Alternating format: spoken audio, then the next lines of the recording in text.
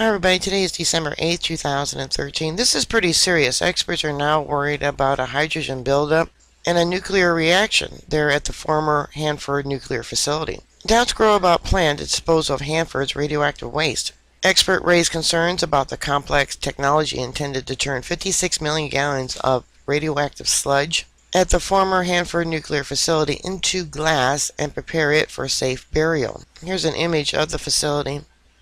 On a wind-swept plateau, meaning if there is an accident because of these winds to be carried across the United States, underground steel tanks that holds the nation's most deadly radioactive waste are slowly rotting.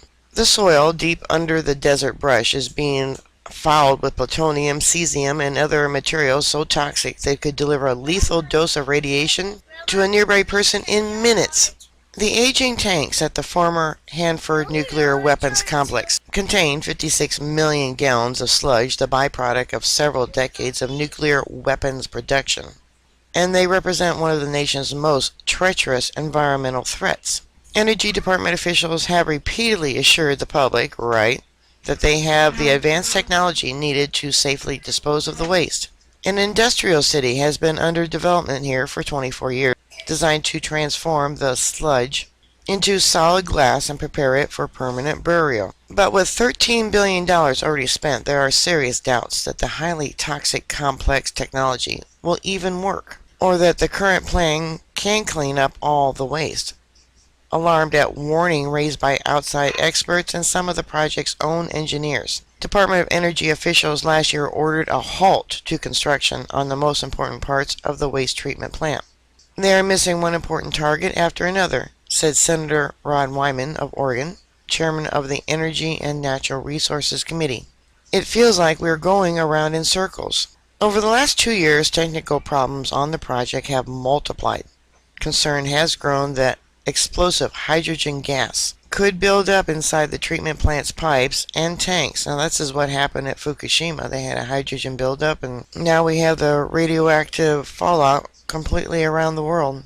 Clumps of plutonium could form inside the plant's mixing tanks, some engineers now say, potentially causing a spontaneous nuclear reaction. A federal oversight board found that employees' safety concerns has been discounted, while the Energy Department's Inspector General reported an estimate that more than a third of the plant's nuclear safety reviews required on every pipe, valve, and device were never conducted. Senior engineers at Hanford have voiced similar worries. Gary Brunson, then the federal engineering chief at Hanford, recommended a year ago that the prime contractor, Bechtel National, be removed as the plant designer, citing 34 instances of serious safety and engineering error. Two other senior managers have also publicly said the project's technology is flawed and that safety concerns have been disregarded. I wonder about the x-rays of the welds. Have they been faked? Federal officials and executives at Bechtel downplay the risk of a nuclear accident and say they are making important progress on a difficult job. We have a lot of challenges, but I am confident, said Bill Hamill, a federal manager who is directing construction of the waste treatment plant. This is a very large, very complex facility.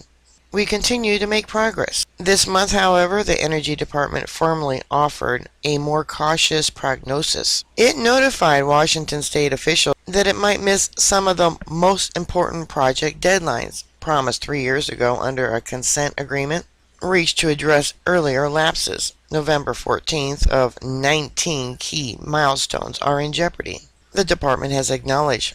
But endless delays are hardly an option when 1 million gallons of sludge from about a third of the 177 underground tanks have leaked into soil, and some have reached aquifers under the plateau. The Columbia River, the West's biggest waterway, is 7 miles downhill from the waste, and under worst-case scenario could be hit by the plumes in as little as 50 years, according to the Washington State Department of Ecology. Kind of reminds me of Japan. Lies and more lies. I wonder if it's already happening.